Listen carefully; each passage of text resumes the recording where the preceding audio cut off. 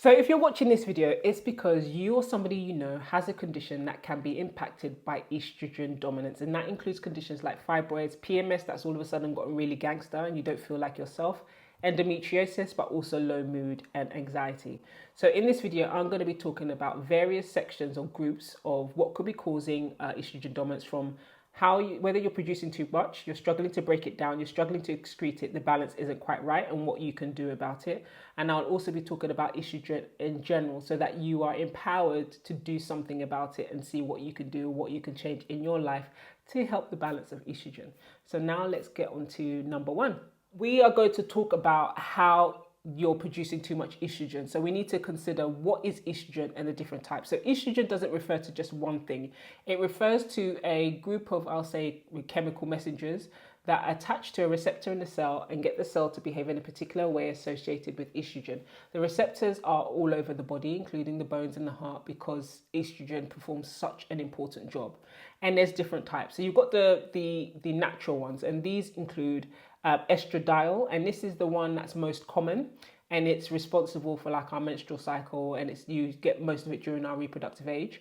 Then you've got estrone, which is common during menopause. And then we've also got estriol, which is the one that we get during pregnancy, which helps with the growth and the development of the fetus. And then you have two other ones. We have phytoestrogens, which are estrogens found in plants. And then we have the gangster ones, the troublemaking ones, the unnecessary ones, the toxic drama, wahala causing ones. And those are called xenoestrogens. Now, when we're talking about producing too much, one of the first things we have to look at is how much xenoestrogens are we having access to. And these include, for example, the BPAs in plastics, the parabens, the phthalates in shampoos, the pesticides. I remember that, like DDT, which was banned a long time ago, is still being found. And traces of it are still being found after so many years. The nonsense endocrine disruptors in our cookware, basically all those nasty chemicals that are unnecessary in our products that they put there either to preserve shelf life or sort out the consistency. The hormones that they pump into the animals to stop them dying from diseases because of the conditions and all that kind of stuff, and etc. etc. That we're finding traces of. The pesticides that are up in all in our foods, when they're in our bodies, attached to estrogen receptors, and they behave in a very reckless, gangster ways. And essentially, if you're in a condition with estrogen dominance, you want to reduce your exposure, especially to the xenoestrogens. And how would you do that? One, plastic water bottles. I either have a glass, especially when I'm at work, or I get a metal one. I don't warm anything in plastic. In fact, I don't even eat really out of plastic bowls anymore, especially not heating anything in plastic bowls. I try and avoid plastic cookware or eating or drinking out of plastic. And then you've got your pesticides. So try and buy organic or grow your own food if you can. If you can't, and then you have to decide what you're buying organic and what you're not, what you can do is if you purchase the organic from the Dirty 15. So the Dirty 15 is like the 15 fruits and vegetables that they spray pesticides like nobody's business on them.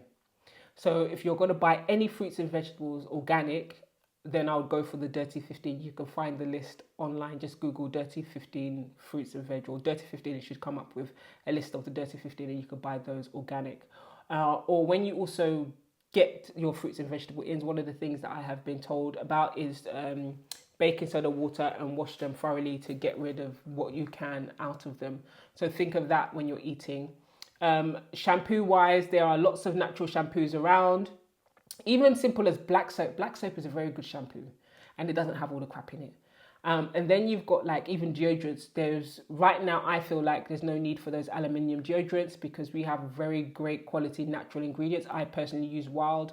Worst case scenario, I don't even think it's worst case scenario. You can get lemon and lime as a deodorant and it works perfectly well for me anyway. And so even like the air fresheners, I don't get the air fresheners that pump into the air every single hour. I don't have that in my house.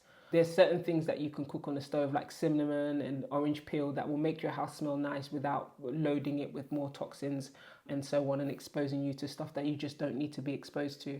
So look at what you're putting on your hair, what you're putting on your body, what you're putting on your skin, what you're breathing in, what you're eating, and whether that's contributing to your exposure, especially to xenoestrogens. The other thing is something called the aromatase enzyme might also be contributing to the amount of estrogen that's available in your body. An aromatase enzyme is an enzyme that turns androgens into estrogens. Estrogen is so important that there's many pathways that you get to basically make estrogens happen. And so there's two things that you can do in terms of lessening the impact of aromatase. First of all, is aromatase is a lot of times stored in fat cells. So losing weight is very important in terms of getting rid of that impact.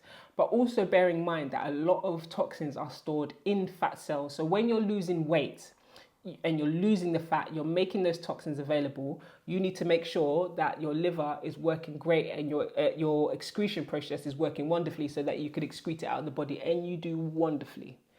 The other thing is aromatase inhibitors. So there are certain foods that act as aromatase inhibitors, and there's one food that I'm going to be mentioning throughout today, and guess what food that is? It's the cruciferous vegetables, so wild-grown broccoli.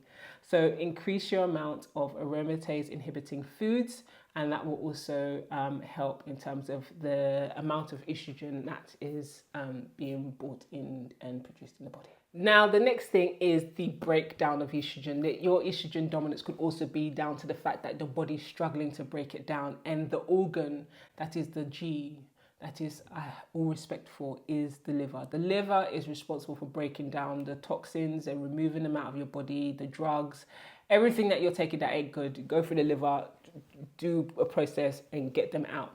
Now, there's a couple of things that are important here. Number one, because the liver is responsible for that job of removing the toxins for the body, you literally don't want to overload it with so many toxins that it's struggling to be efficient and get rid of things.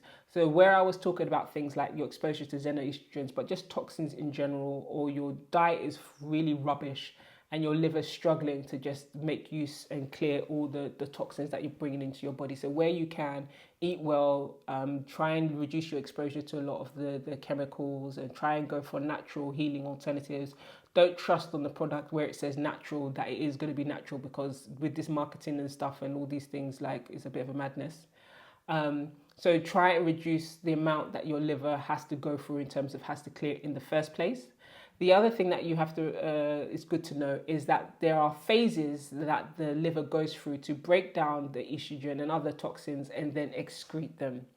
And you want to make sure that all the phases are working well. What you don't want to happen, for example, is that you don't have enough nutrition. You only go through phase 1, which produces a more reactive byproduct, which is a bit more gangster, and you just don't want it sitting around.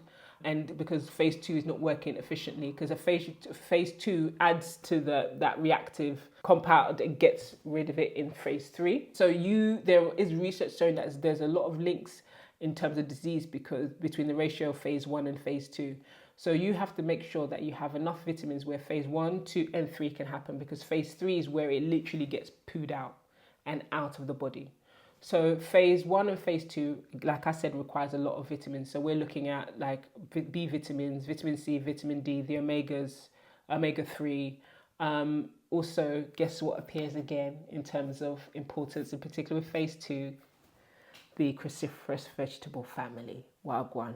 Indole-free carbonyl is one of the elements or compounds within it that is very important in this phase. So I would say, because of how important nutrition is and throughout this whole process of estrogen dominance, I would look at like 10 fruits, 10 portions, 10 fruits and veg rather than the 5, because like we need a lot more. You could put 5 in a smoothie, then you can have your 5 spread throughout the day.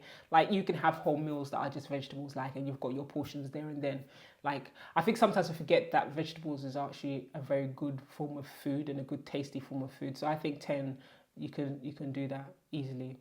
So making sure that you have the nutrition to go through all the phases. So I would, in this point, because of all the minerals and vegetables that are needed, one, you're looking at 10 portions. You're looking at variety. We like different colors, different types. Even experiment with different types of, there's so many different types of vegetables. I remember I'm growing loofah One of my neighbors was basically telling me that they make stew with it, they cook with it. I was like, what? So I was like, okay, you need to show me how to do this. So I'm going to learn how to make food from the loofahs and the gourds. But we live in a multicultural society. I'm in the UK. There's so